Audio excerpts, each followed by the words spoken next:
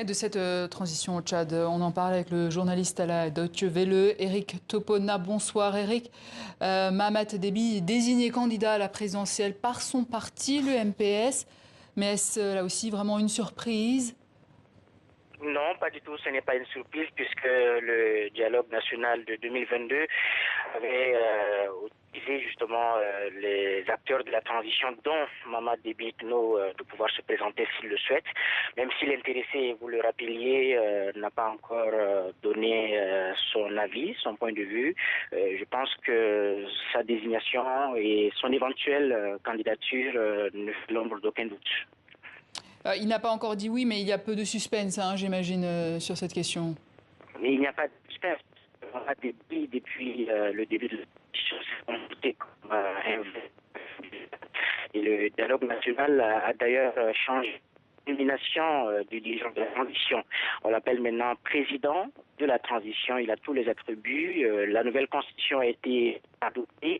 Il a réussi à faire rallier à sa cause tous ceux qui contestaient la légitimité de son pouvoir, de la transition. Et je pense que tous les ingrédients sont réunis pour que Mahamat Déby Itno puisse être candidat lors de la prochaine élection.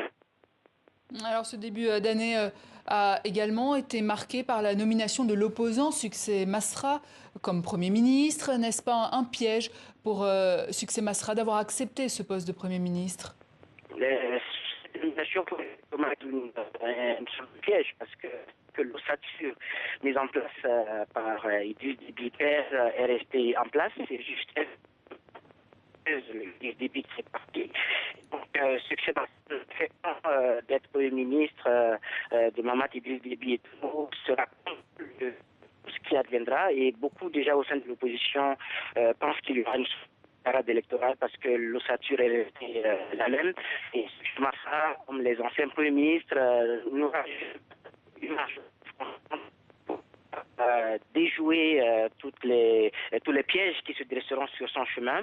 Et j'ai bien peur que beaucoup de ceux qui le soutenaient et qui le soutiennent toujours soient déçus à l'issue de la transition, même si Succès Masra promet d'organiser de bonnes élections à l'issue de la transition. Je ne sais pas de quelle manœuvre, de quelle marge de manœuvre disposera-t-il face à une équipe qui a été renouvelée d'ailleurs au sein du mouvement patriotique du salut. L'un des caciques, Mamad Zen Bada, qui a été rappelé aux fonctions de secrétaire général du parti. Les prochaines élections risquent de souffrir des mêmes travers connus sous le règne, des manœuvres qui aboutiront à une mascarade électorale.